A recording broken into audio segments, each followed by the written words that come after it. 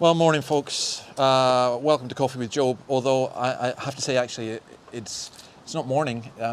It's the afternoon, and I do apologise for this being so late. I went down and recorded it, and then I realised that I'd recorded it wrongly. So it was so frustrating. But now, here we are. It's chucking it down rain again in this wonderful Sydney summer. But we're going to turn to chapter 27, which is Job's final word to his friends. Now, I want to preface this by talking about our search for meaning and why we need wisdom, and we need to understand things in order to live. Sinclair Ferguson says this: unless you become familiar with the wisdom of God, you cannot make much progress in the Christian life.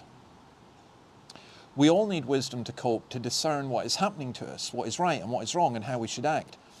And Job here, there's the idea of a passionate discourse with God, passionate searching for God. This is passionate theology. We need to think large thoughts about God, creation, and humanity, so we get our context right. You'll notice that Job's friends have not spoken to God directly. Now contrast that with Job himself, who speaks to God directly, and I think that is hugely significant. But let's read chapter 27, verses 1 to 6. Job continued his discourse. As surely as God lives, who has denied me justice, the Almighty who has made my life bitter, as long as I have life within me, the breath of God in my nostrils, my lips will not say anything wicked, and my tongue will not utter lies. I will never admit you are in the right. Till I die, I will not deny my integrity.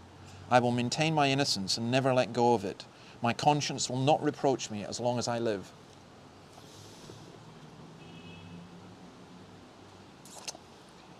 That's an extraordinary passage, like so much of Job. I will never speak wickedness. Now, those of you who are Christians, we would expect a Christian to say, I am a sinner.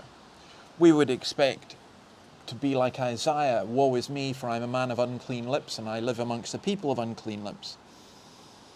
But to say, I won't speak wickedness, and to maintain his own righteousness, I will maintain my innocence and never let go of it. My conscience will not reproach me. Is Job wrong? Well, I don't think so. I think this is a personal resolve not to sin. His wife had urged him not to hold on to his integrity and to curse God and die. In other words, to give up belief in the God of justice and love. And Job here he's resolving not to speak wickedness, and I think in that he's resolving not to say bad things about God. And I think that is really important. The devil is always tempting us to say things about God, and to doubt, and to accuse, and to attack, and to fear. Do you know, I just so depressed listening to the news from the UK with all the nonsense from the UK government, and then the Scottish government, the same thing. So much of it, so depressing. The government putting explicit sex questionnaires to children, questions which Nicola Sturgeon herself would refuse to answer, or Boris Johnson with the hypocrisy that's going on there. And then I look at the state of Australian politics, which is so nasty and vicious, or American politics, which an incompetent in charge of the White House. It's just so depressingly foolish. And I look at all of that, and people want to blame God. And here's one thing I'm absolutely certain of. I am not going to speak against God. I am not going to speak against Christ.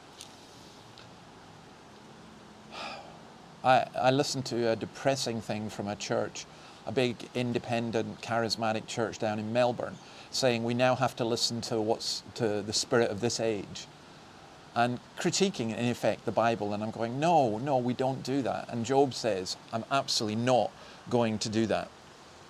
So Job is affirming he's not a godless man or wicked, and he's calling upon God despite all that's happened to him, because that's all that he's got, and that's all that we've got. But that's enough, isn't it? That is enough. So see you on Sunday for the Romans Road. See you on Monday as we return to Job chapter 27. God bless you and have a great day. What remains of it. Bye.